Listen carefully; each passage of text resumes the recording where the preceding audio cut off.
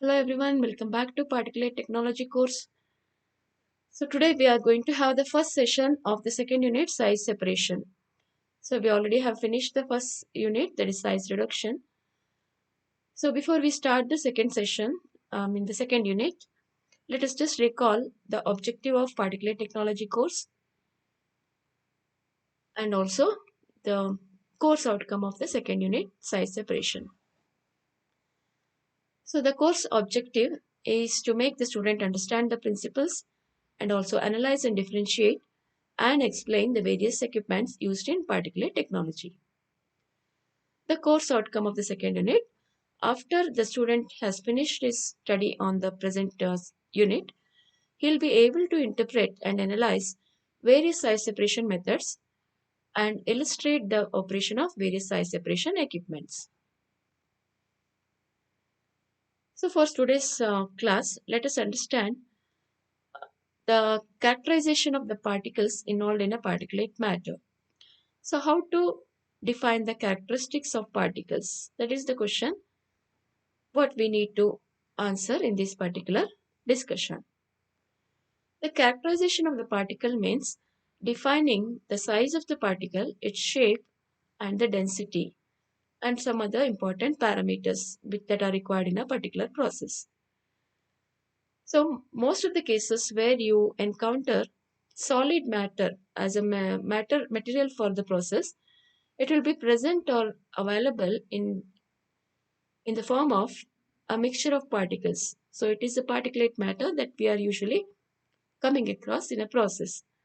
So in all such cases, we need to define precisely its size, shape, density, surface area, etc.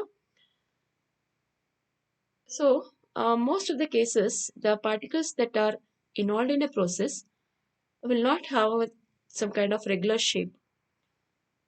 If you examine an individual particle, you'll see that its shape is somewhat not understandable. It do not conform to any standard kind of shapes.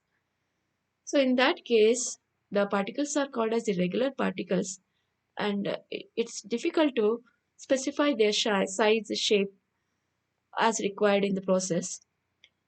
So for that purpose, we have some standard methods of defining the particle size and shape. So let us now see or learn those methods of characterization of particles. So first we need to understand what are irregular and regular particles. So I already told you in the previous slide that most of the cases where the particulate matter is encountered in NSD, it contains particles of some not definable shapes. Okay? If the particle shape conforms to some standard configurations like spherical, cubical, cylindrical, etc., then you can easily specify its size. But if it do not conform to any standard configurations that we already know, you cannot define its size. For example, if the particles that are given to you are having spherical shape, then you can easily define its size in terms of the diameter of the spherical particles. Or if it is a cubical particle, then you can take the uh, size of its side or length. If it is a cylindrical kind of particle, you can take its diameter as a size. But since the particles that are generally encountered are not having any such standard kind of shapes, then you have to consider them as irregular particles and use the methods that are available to define their size and calculate their size, and that can be used in a particular process. So size is very important because in whichever process the particulate matter is involved, the success of that process or the performance of the process depends upon the size of the particles. Hence, it is very important to define the size of the particles, so that in turn requires the shape of the particles. So let us now understand a few methods of calculating the size of a irregular particle. We have a method called equivalent diameter. It's also called as equivalent size. Here what we do is we compare the controlling characteristic of a particle that is involved in a process to that of a spherical particle. When the particle is found, spherical particle having the same controlling characteristic as the irregular particle is found, that's diameter or the size is taken as the size of this particle. So it is a method of defining particle size by comparing with a standard configuration, usually a spherical particle. So coming to the precise definition of equivalent sizes, equivalent diameter or equivalent size of an irregular particle can be broadly defined as the size of that spherical particle having the same volume or same controlling characteristic as the particle under consideration. So let us now see how theoretically we can find out the equivalent diameter. So for finding out the equivalent diameter or equivalent size of a particle, first we need to decide what is the controlling parameter for that particle or the controlling characteristic. So the controlling characteristic of any particle depends upon the process in which it is being used. So for example, if you take catalyst particles, the controlling parameter in that case is its surface area, because whatever the interaction or the process occurs is on the surface of the catalyst particles. That is where the material is coming into contact for the reaction to occur. So surface area becomes the controlling characteristic or the controlling parameter in case of catalyst particles. So to define the size of a catalyst particle using equivalent diameter, we need to compare the size of the particle, that is catalyst particle, with the size of a spherical particle having the same surface area.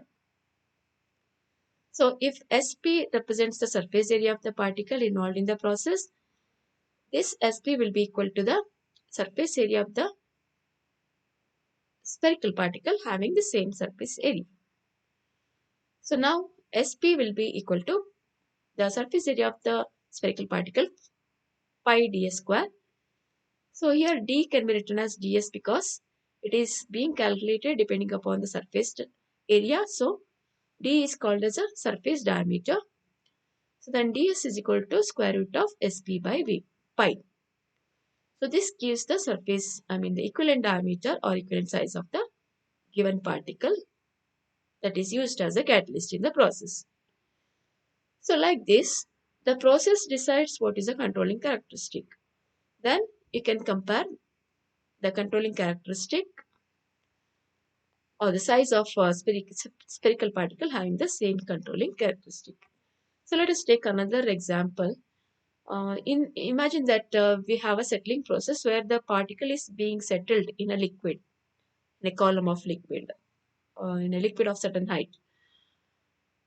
Then here the settling rate or the velocity of settling of the particle is important controlling parameter. The velocity in turn depends upon its density, which in turn depends upon the volume of the particle. So for this particular process, volume becomes the controlling parameter. Then you have to take a spherical particle having the same volume as that of the particle involved in the process, and the size of the spherical particle becomes the size of the particle involved in the settling operation. So here the diameter, that is equivalent diameter, is being calculated based upon the controlling characteristic volume. So the diameter here is called as volumetric diameter. So if Vp is the volume of the given particle for which you have to find out the size or diameter, then that will be equal to the volume of the spherical particle having the size dV. Then Vp is equal to pi dV cube by 6. Then dV is equal to 6 Vp by pi to the power of 1 by 3. That is how we can calculate the or estimate the equivalent diameter for the irregular particles in a process by knowing its controlling characteristic. Now let us understand how we can define the shape of a particle, that is irregular shaped particle.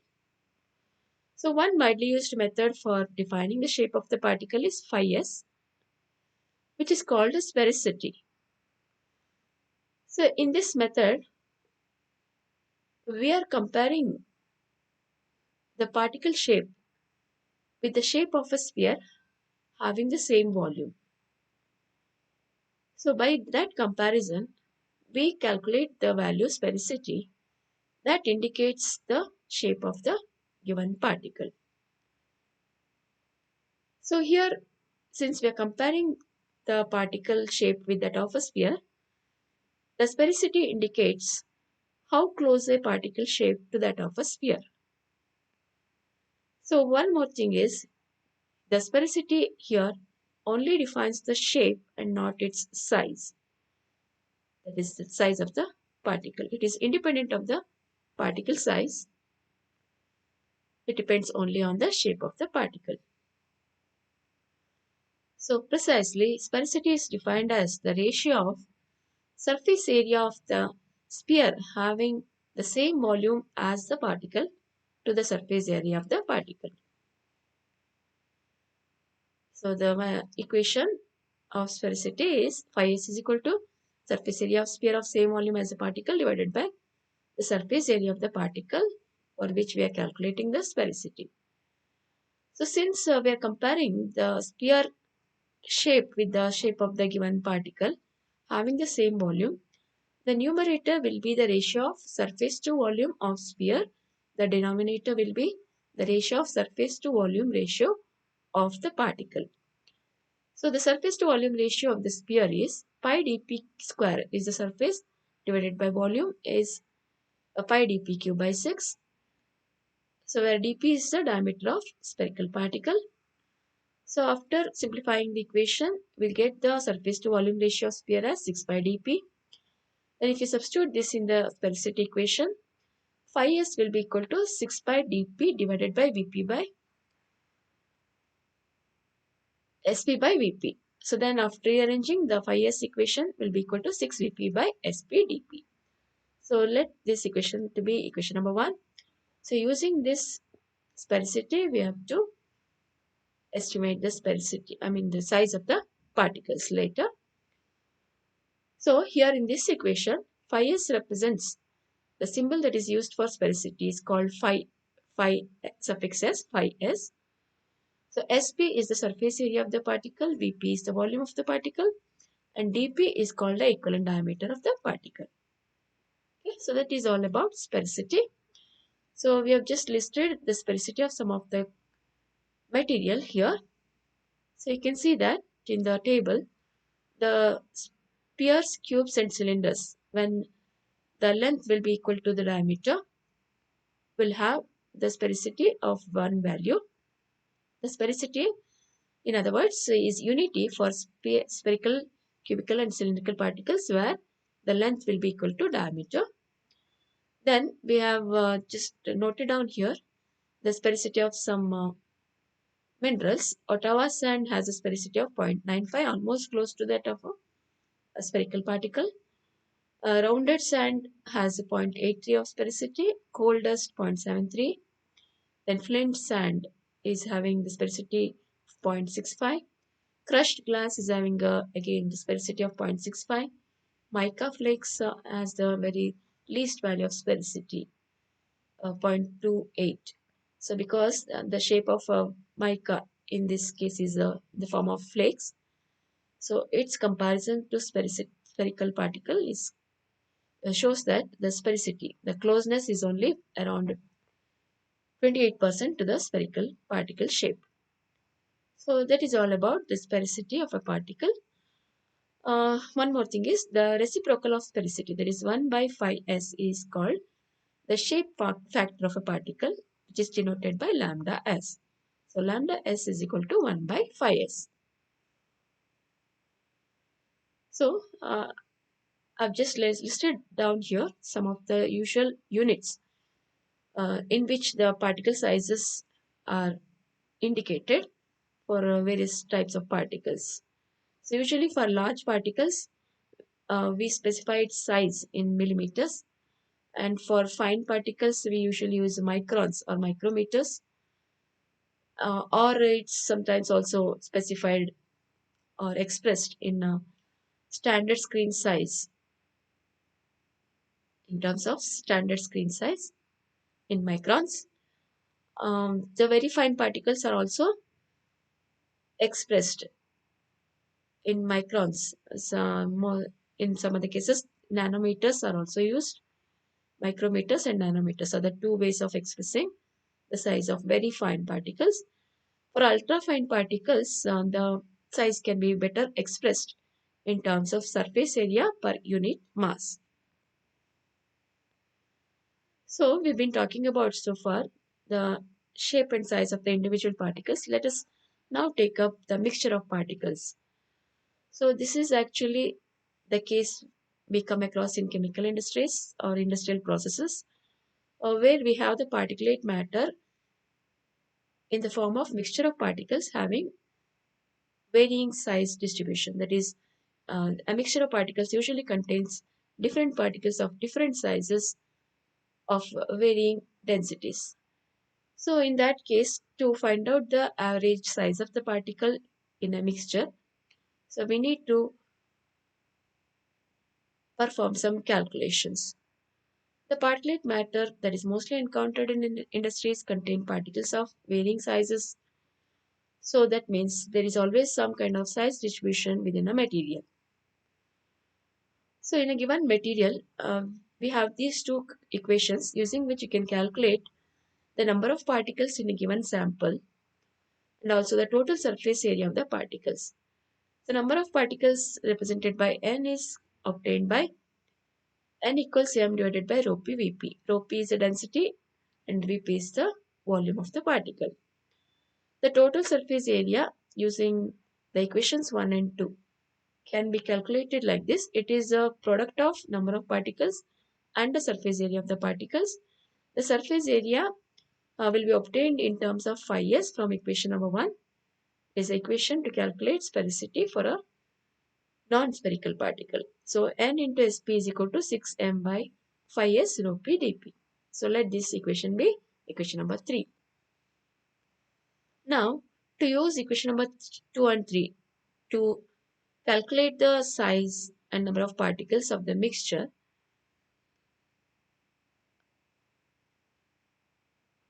we need to do some calculations.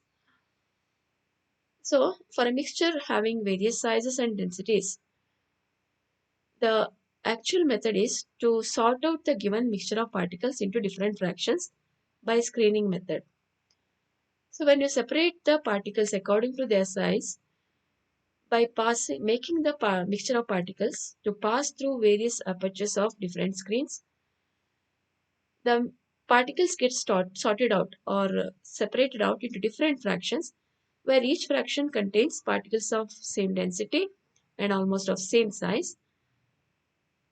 Then each sample is collected, its weight is noted down, and the weight fraction or the mass fraction is calculated by dividing the weight of the individual increment or fraction divided by the total weight initially taken for separation.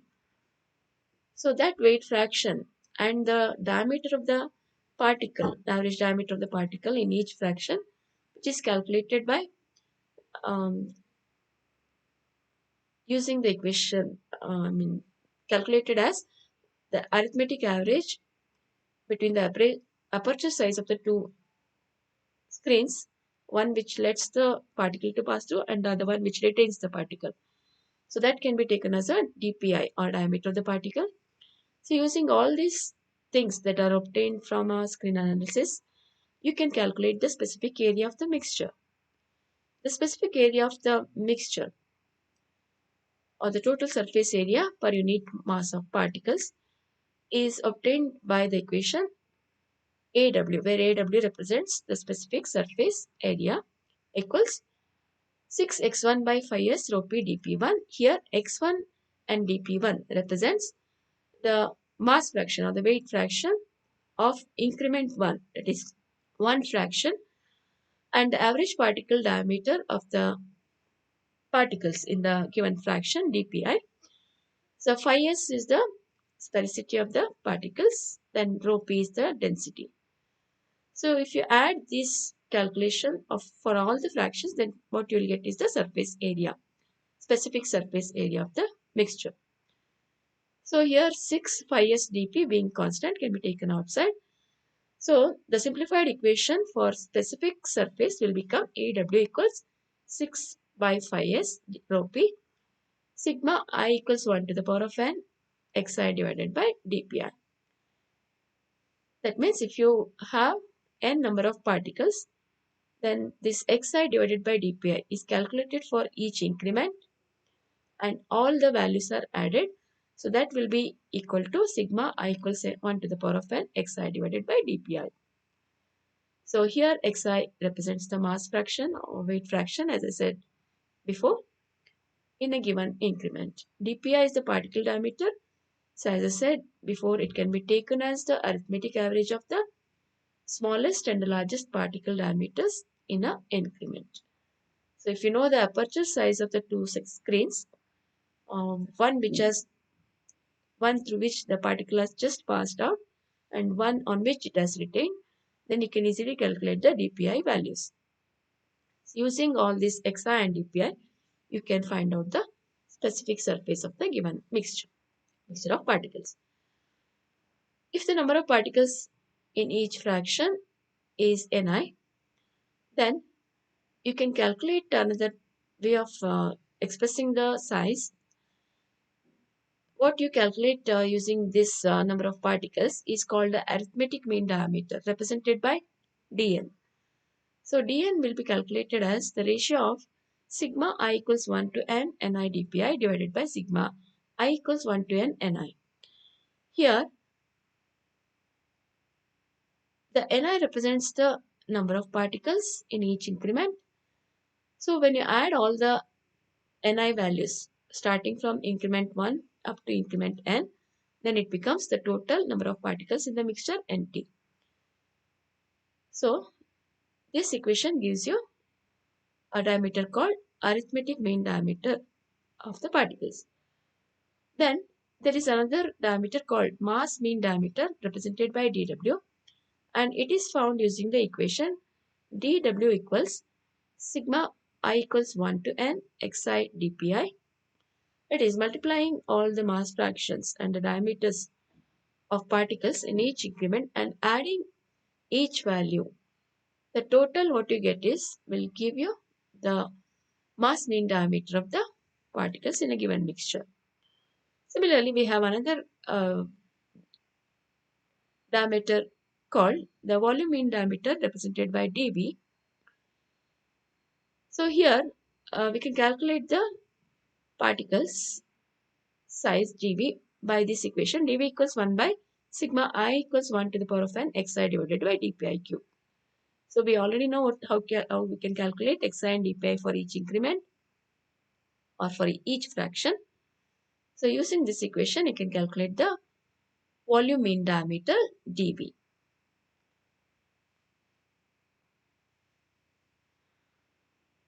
So this is how we define average particle size based on the aperture size of a screen.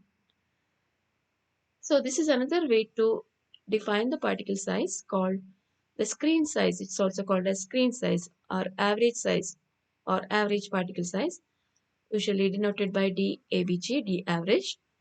It is the aperture size of the standard screen through which the particle just passes. So precisely, the definition of average particle size based on the screen size is given by the arithmetic average of the aperture size of the two successive standard screens, one which allows the particles to pass through and the other one which retains it. So whenever a particle is collected on a screen, it means that the immediate screen that is above the present screen will have the aperture through which the particle has just passed. So that aperture and the aperture of the screen on which the particle is collected is taken and its arithmetic average is calculated. So that gives you a value which is almost equal to the size of the particle collected on the particular screen, a standard screen. So I'll be telling you what is meant by a standard screen in the next discussion. So screen is basically a cylindrical pan having a base which contains a number of openings of equal size. So these screens are usually used for separating out the given mixture of particles into two fractions. One fraction that is obtained when the particles passes through the screen, and the fraction is obtained when the particles will not pass through, will get actually retained on the screen surface. So that is what is meant by average particle size based on the opening. That is aperture size means the opening that is provided on a standard screen. So that opening size is called aperture size. So that is called the average particle size. So now we have learnt various ways of expressing or calculating or estimating the size of the particle using various principles. So that completes our discussion in the first session of the size separation.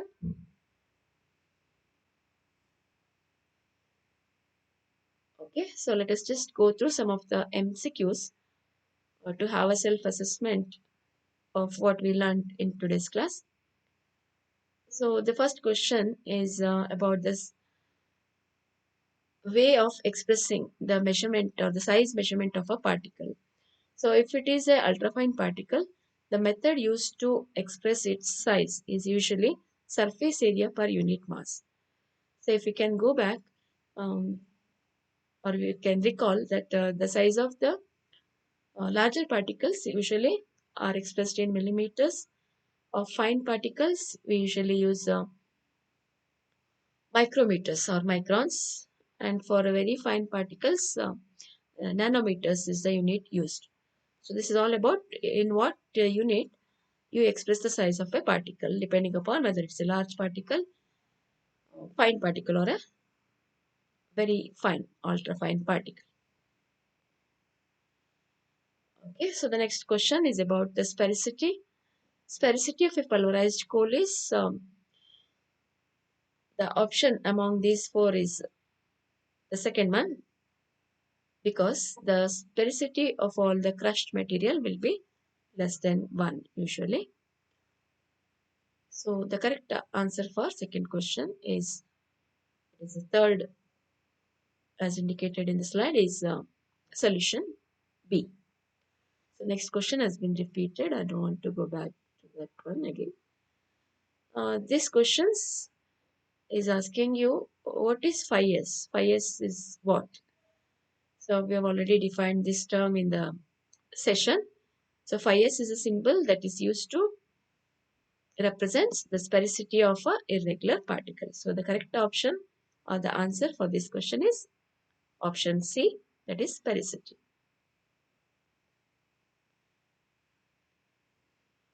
Okay, for any non-spherical particle, the sphericity is defined as. So this is to recall the sphericity definition. Okay, sphericity theoretically is the ratio of surface area of the sphere having the same volume as the particle to the surface of the particle, surface area of the particle under consideration. So when you substitute the surface area per unit volume of the spherical particle, the numerator will be 6 by dp. In the denominator, we have Sp by Vp, the surface to volume ratio of the particle. So the correct equation for sphericity is phi s is equal to 6 Vp by dp Sp. So the answer for this question is the option D. So this is again again regarding the sphericity value of the irregular particles. For any crushed material, the sphericity usually lies between zero point 0.6 to zero point 0.8. So option A is the answer for this question. So reciprocal of sphericity is termed as, it is the shape factor. So we learned in the session that shape factor is nothing but the reciprocal of the sphericity. That is 1 by phi s. It is denoted by lambda s. So that is about shape factor. So this is a recap of today's session. In this today's session, in this first session of the second unit, you learned how to define the particle shape and the particle size. So methods of determination we briefly discussed. So in the next class, we'll discuss the different methods of determination of the size of the particle in a given mixture. So thank you for being a part of this session. So we will again see in the second session to discuss further more topics on size separation. Thank you.